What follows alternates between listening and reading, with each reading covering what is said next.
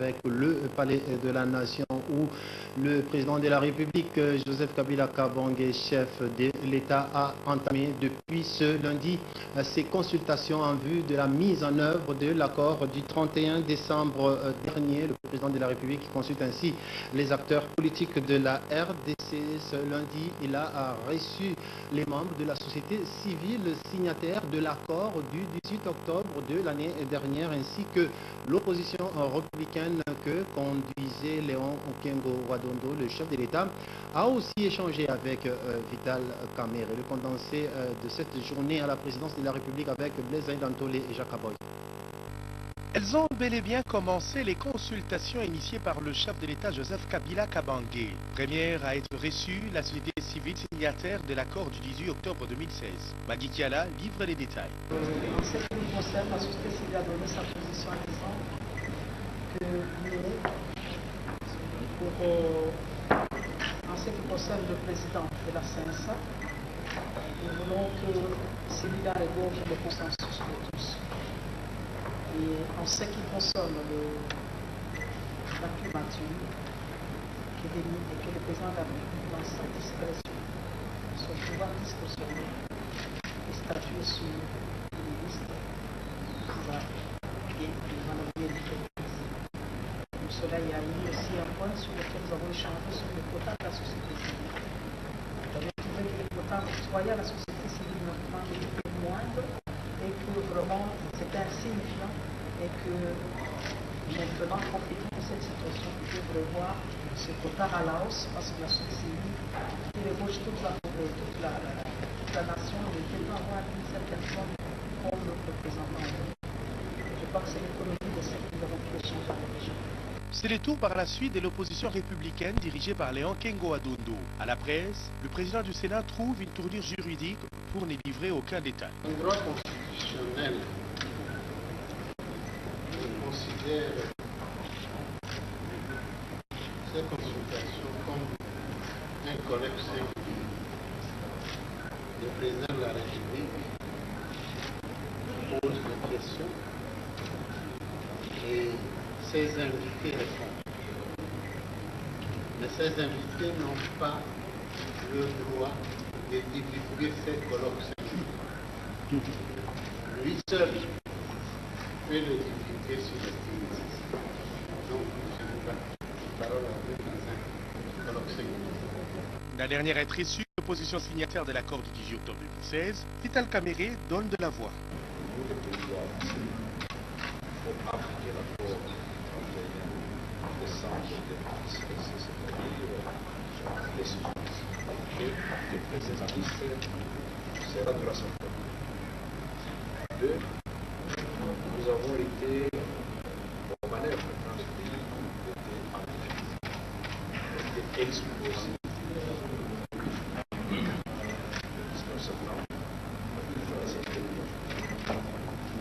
C'est cet accord du 18 octobre 2016 qui a ouvert la voie à l'accord du 7 décembre 2016.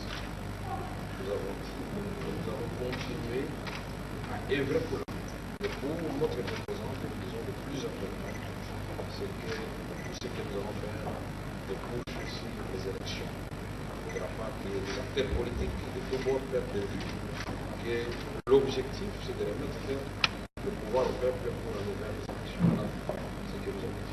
C'est excellent. Le journal d'audience, il est prévu une rencontre avec la société civile non signataire de l'accord du 18 octobre 2016, mais elle n'a pas eu lieu.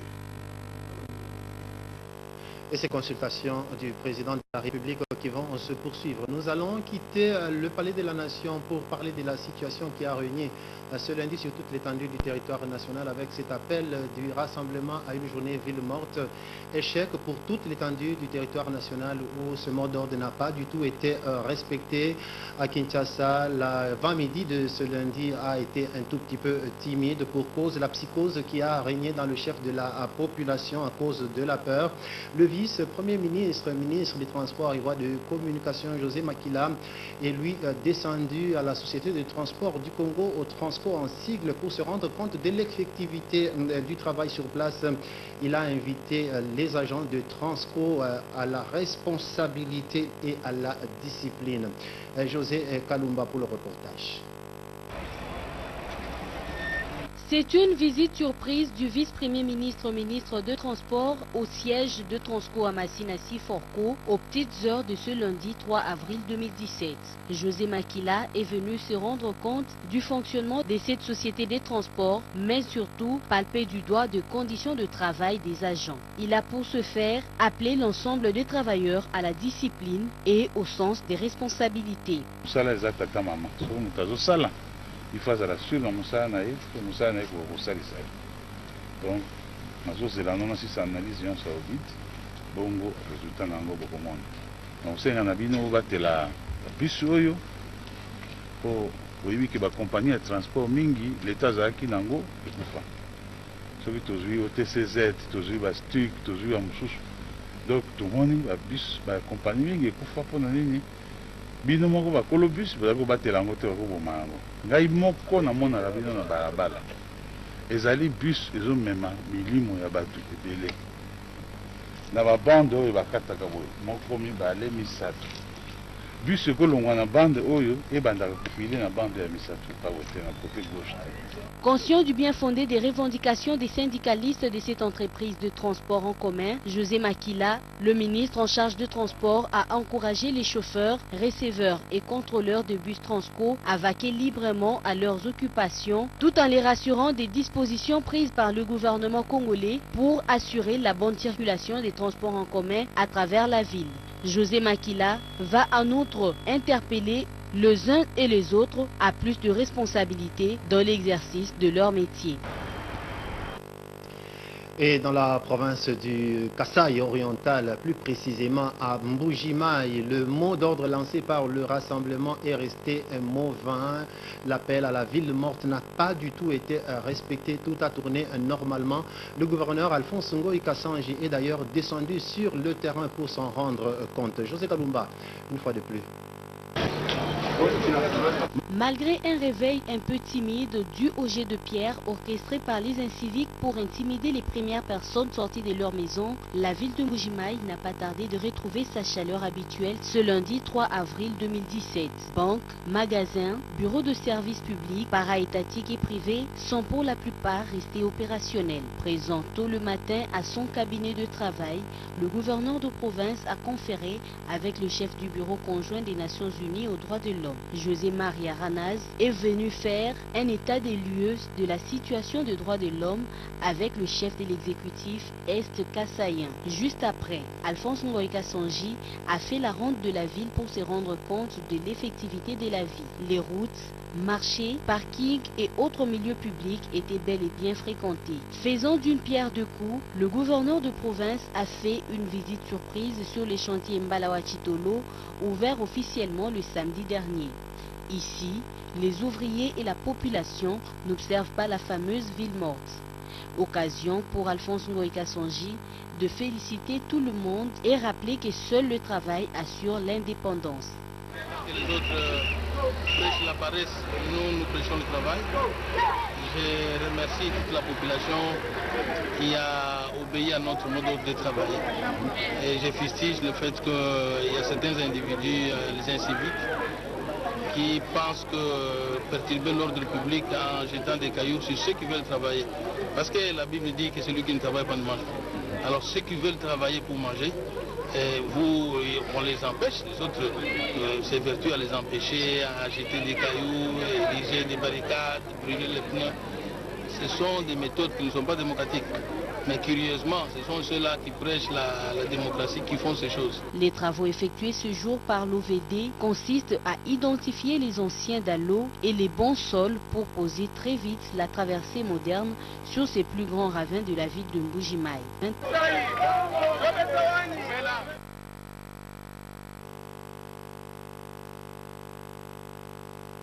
Il y a d'ailleurs la deuxième grande ville du pays, Lubumbashi. Tout a tourné normalement ce lundi. L'appel à la ville morte lancé par l'opposition n'a pas du tout été suivi. C'est une correspondance de notre permanent à Lubumbashi, Didier Mumba. À ce qu'on annonce, ville morte, ainsi de suite. Je pense que nous devons cesser avec la politique d'intoxication. Ça, c'est de l'intoxication. Pour les gens qui aiment cette province, ils ne doivent pas se livrer à ce jeu-là. Fils et filles de la province du Haut-Katanga, soyez seulement calmes, soyez sereins et trouvons à notre niveau aussi les moyens de sortir de nos difficultés, les moyens de sortir de notre misère. Ce message du gouverneur de province Jean-Claude Kazembe Msonda, transmis aussi aux jeunes du Haut-Katanga, réunis au bâtiment du 30 juin par la vice-gouverneur Bijou Mouchitoukat, a visiblement été suivi. Le centre-ville de Lubumbashi a vu ce lundi 3 avril ses activités tourner à plein régime. Le transport en commun, les boutiques et magasins, tout a fonctionné normalement. Les Louchois n'ont pas pour la énième fois répondu à l'appel à la ville morte lancé par l'opposition politique. Cette attitude est peut-être une pierre du peuple dans le jardin des hommes politiques qui doivent désormais chercher à résoudre autrement les problèmes qui se posent au pays en privilégiant la voie du dialogue que la logique de la rue qui ne paye plus pour une population qui vit au jour le jour. Et à Kolwezi, chef-lieu de la province du Lualaba, tout a tourné normalement. Le gouverneur de province, Richard Muyes-Manguez-Mons, a même accordé plusieurs audiences dans son cabinet de travail. La population a vaqué librement à ses occupations. Bref, le mot d'ordre lancé par l'opposition n'a pas du tout été suivi dans la province de Lualaba, où nous retrouvons notre permanent également, Jean Katunga. Nous sommes lundi 3 avril 2017. La ville de Kolwezi, chef-lieu de la province du Lualaba, s'est réveillée dans la quiétude. Tout le monde a vaqué paisiblement à ses activités. Au gouvernorat de province, le gouverneur Richard Muyes-Manguez-Mons a eu une série d'audiences avec plusieurs personnalités. C'est entre autres le président national du parti politique ACO, Avenir du Congo, en la personne de l'honorable Patrick Bologna, l'évêque de l'église orthodoxe de Kolwezi, le nouvel évêque du Sud Congo et de la République zambienne, ainsi que le vice-ministre national de l'environnement, Agé Matembo, qui était témoin oculaire du déroulement normal des activités au chef-lieu du Lualaba, malgré l'appel à la ville morte lancé par une frange de l'opposition.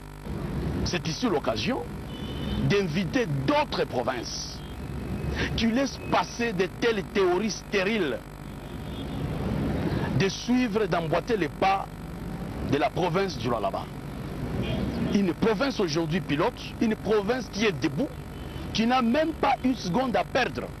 Là, nous donnons coup de chapeau au peuple congolais, au peuple lualabais, qui a compris que cette opposition sans position ne peut pas nous amener quelque part.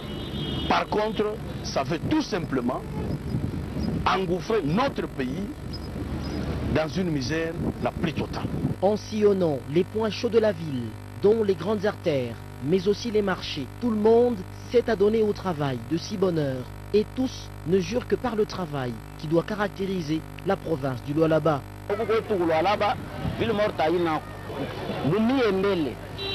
Siwezi kufanya ville morte autant que vimbele iko na mingi nguvu. Nikifanya ville morte leo, c'est-à-dire na kesho niko tena mu ville morte ya njala sasa. Pona biso na Lualaba ville morte za na sensibilité. Bango ba politicien basi babwaki bana na bango libanda na bapoto wapi. Bopona biso tomoni za na sensibilité bien veto ya koluka na biso mwa kwanga ka ndenge ezalaka poto bika. So na fandi na pale nga na bika na nga na balagom na ngai. Na koza 20 francs. Le Lualaba ne se laisse donc pas distraire par les ennemis du développement, mais se range plutôt derrière la vision de son gouverneur, Richard Muyes-Manguez-Mons, celle de faire réellement du Lualaba une province pilote. Et nous allons faire un autre constat dans la province du Nord Kivu, plus précisément dans la ville de Beni, où suite au mot d'ordre lancé par le rassemblement appelant à la vie morte, les choses ont tourné un tout petit peu au ralenti. La plupart des maisons commerciales n'ont pas ouvert. Plusieurs ont affirmé craindre des scènes de pillage comme on l'a vécu dans le passé. Par contre, l'ambiance dans la ville était tout à fait normale. Le transport en commun a circulé sans perturbation. C'est ce que nous dit aussi notre permanent sur place, Rossi Mbeki.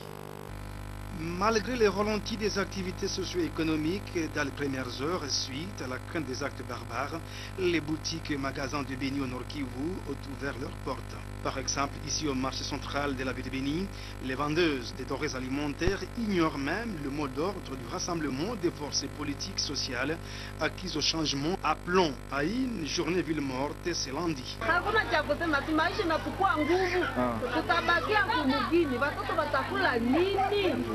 Basi bakaturuhusu tutoke kumanyumba, sindatoka njabukia tafutia watoto. Hatukusema babaki, kubakia ya mtu ni kupenda kwake. Juba alikuwa banisa turuhusu kwenye walifunga. Bakuye tu tutumike, basi hakuna hata kitu moja kenye inaacha tunafunga. Na sisi hatujui kama wao wanafunga juu ya nini. Hatujua kabisa. Sio kama tulitumika, sio hatuna sheria hata kitu moja kufunga na vitu gani. Nasikia. Juu ni kwa ndio la vile sasa tutumike. Sasa civile si hatuwezi bakia kunyumba juu tuko na vitu vya kuharibika. Siwezi nikafungua hata kidogo kwa sababu tumeteseka sana. Hiyo kukaa manyumbani inatusaidia na tunaona ya kwamba Umoja wa Mataifa itaona ya kwamba tumeteseka sana, watatusaidia. Signalons que le transport en commun n'a pas connu des perturbations dans cette ville. Le maire de Beni a félicité ses administrés qui ont boycotté cet appel du rassemblement. Et toujours dans la province du Nord Kivu, on nous signale tout de même qu'à Butembo, rien n'a été suivi. La population n'a pas du tout obéi à l'appel à la ville morte lancé par le rassemblement. Magasins, pharmacies, boutiques, alimentation et transport en commun ont fonctionné normalement, sauf la paralysie observée dans les banques qui n'ont pas ouvert par peur tout simplement de cas de pillage. Le gouverneur de la province de Kwilu a lui lancé ce lundi les travaux de construction de caniveaux dans la commune Bastion. Nous sommes là à Bandundouville, des travaux qui sont exécutés sur financement propre du gouvernement provincial de Kwilu. Et faisant d'une pierre deux coups, le gouverneur de province a profité de cet instant pour faire la ronde de la ville de Bandundu afin de se rendre compte de l'évolution normale des choses en ce jour où l'opposition voulait appeler à une journée ville morte qui n'a pas du tout été respectée dans la province de Kwilu. Benoît de Grofdal était dans la suite de Claudette Kinyoka.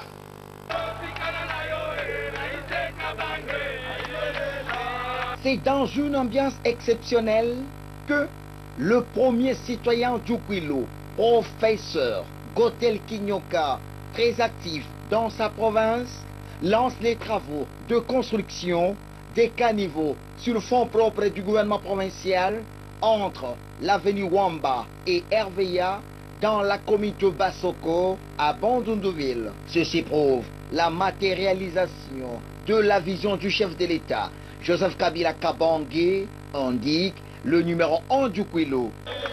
Non, mais la matérialisation de la révolution de la modernité du chef de l'État. En un mot, c'est cela. Vous savez qu'il accorde une importance capitale aux infrastructures. Ces caniveaux-là ne drainaient pas des eaux, à telle sorte que quand il pleuvait, il y avait inondation partout. Mais maintenant, quand on va finir ça, je crois que le quartier pourra respirer. Et ça, nous le faisons au nom du chef de l'État et nous voulons matérialiser sa vision. Non, mais c'est la preuve que la population, avec leur gouverneur, soutiennent le chef de l'État. Et que Bandundu, c'est réellement une ville de la majorité présidentielle et alliée, et non pas de l'opposition. La population n'a pas manqué de manifester sa joie. Nous sommes très contents pour ces travaux, car à chaque pluie, toutes nos maisons étaient inondées. Voilà pourquoi nous remercions sincèrement le gouverneur Kinyoka. Qu'il soit béni.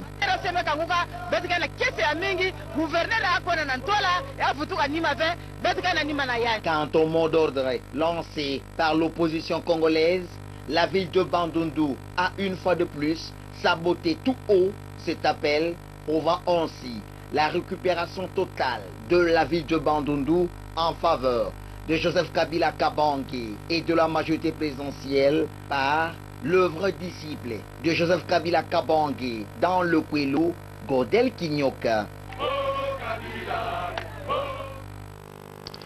Et nous allons passer au volet humanitaire dans ce journal. Le gouvernement central de la République démocratique du Congo a décidé d'assister les déplacés des 3 provinces du Kasaï, de la province de Tanganyika, du Nord et Sud Kivu, sans oublier de l'Ituri. C'est le ministre des Affaires sociales, Solidarité, Action humanitaire, Daniel Paluku Kisaka, qui l'a annoncé ce lundi. Et pour rejoindre l'acte à la parole, dans quelques jours, les déplacés de Béni vont déjà bénéficier d'une première assistance. Reportage avec Obed Kambale. Au cours de cet entretien, le ministre des Affaires sociales, Solidarité et Action humanitaire, Daniel Paluku Kisaka Yere et les présidents du caucus des députés nationaux du Kasaï ont passé en revue la situation humanitaire qui prévaut dans cette province et qui compte aujourd'hui plus de 30 000 déplacés, victimes des atrocités des miliciens de feu. Le chef coutumier Kamina Nsap, très satisfait des réponses du ministre des Affaires humanitaires, l'honorable Roger Vechi, élu de DKC, a félicité le gouvernement qui travaille d'arrache-pied pour apporter de l'assistance humanitaire aux milliers de déplacés dans les Kasaï. Pour le ministre des Affaires sociales, Solidarité et Action humanitaire, le gouvernement congolais n'a pas oublié tous les déplacés dans les zones en conflit, dont les 3 Kasaï, Tanganyika, Nord Kivu, Sud Kivu et l'Ituri, ainsi que les victimes des différentes catastrophes naturelles. Sous peu, ils seront assistés, a-t-il déclaré. Concernant la situation humanitaire à Béni, le ministre Daniel Paluku Kisaka Yere a fait savoir que d'ici quelques jours, le gouvernement de la République va assister les milliers de déplacés victimes des actes terroristes et des ADF qui écument la région de Béni. À cette occasion, le ministre des Affaires sociales a lancé un message de compassion du chef de l'État Joseph Kabila et de ce gouvernement à l'endroit des déplacés à travers les zones en conflit. Par ailleurs, le ministre Daniel Paluku Kisaka Yere a salué la maturité du peuple congolais qui a boycotté la journée ville morte décrétée par une frange de l'opposition. Marcelin Sichambo, gouverneur de la province du Sud Kivu, a procédé le week-end dernier au lancement de la campagne de distribution de médicaments contre les maladies tropicales sur l'île Idjui. L'objectif est de lutter contre l'intensification des maladies tropicales dans cette île située dans la province du Sud Kivu. Une action saluée par la population d'Idjui, victime de nombreuses maladies. Le reportage est de Blaise Aidanto. À bord de cette vedette sur le lac Kivu, le gouverneur du Sud Kivu, Marcelin Tshichambo Rouya, va régler une urgence sur l'île d'Idjui Nord. Ici sévissent plusieurs maladies tropicales négligées. À Bugaruda, chef-lieu de la chefferie Rubenga, c'est un accueil délirant qui est réservé à l'autorité provinciale. Toutes les couches de la population, organisations locales et autorités coutumières immortalisent ces instants. Deuxième visite du gouverneur du Sud Kivu dans la chefferie Rubenga. La secrétaire exécutive du gouvernement provincial, Aline Bitou, est aussi bien accueillie en digne fille du terroir. Après l'accueil, direction les bureaux du territoire d'Idjui pour lancer la campagne de distribution des médicaments contre les maladies tropicales négligées comme la parasitose intestinale ou encore la filariose lymphatique. Le ministre provincial de la Santé apporte toutes les précisions et les conséquences. Les maladies tropicales négligées, ce sont des maladies oubliées. Les gens se disparus dans notre monde, mais dans les pays tropicaux, comme notre pays, on retrouve encore ces maladies. C'est notamment la filariose, les parasitoses intestinales, mais également la bilharziose qu'on retrouve beaucoup.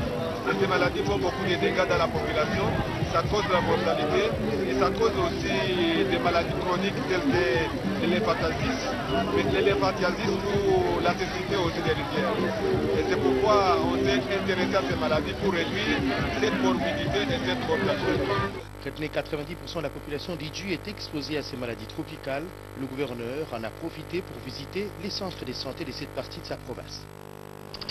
Et retour à Kinshasa où le ministre de la Recherche scientifique Castro Bamboka a reçu ce lundi dans son cabinet de travail les responsables des centres et instituts de recherche de la République démocratique du Congo. Les échanges ont tourné autour de l'état des lieux de ces différents centres et instituts de recherche en RDC. Un reportage de Serge Makoro.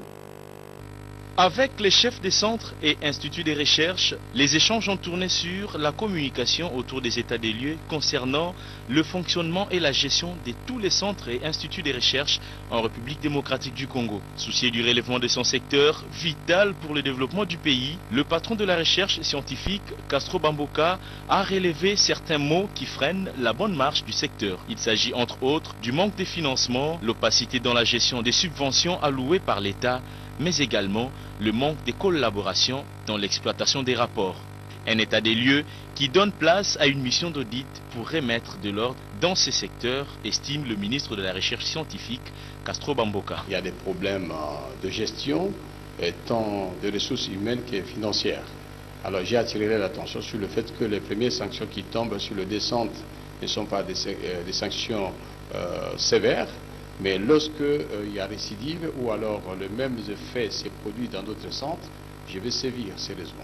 Véritable homme de terrain, Castro Bamboka va quitter la commune de la Gombe et se rend à Bandalungwa pour communier avec sa base. Le numéro 1 du Parti démocrate chrétien s'est insurgé contre l'appel à la journée ville morte lancé par le rassemblement des forces acquises au changement.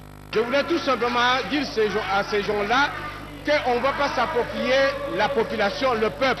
Le peuple nous appartient. C'est lorsque vous faites des œuvres, vous réalisez des œuvres que la population vous suit. Lorsque vous avez un discours constructif, que la population vous suit. Moi, je ne draine pas ma masse pour casser, pour créer du désordre. Je draine ma masse pour la conscientiser, pour leur dire que le leadership des chefs de l'État, Joseph Kabila Kabange, est un leadership incontournable. Castro Bamboka a par ailleurs invité sa base à s'attacher aux idéaux du chef de l'État, Joseph Kabila Kabange, le tout dans une ambiance conviviale. Et c'est avec ce reportage que vient de nous proposer Serge Makor que nous allons boucler cette édition du journal. Merci à vous qui nous avez suivis de partout à travers le monde. Bonne suite des programmes sur nos antennes de Digital Congo. Au revoir.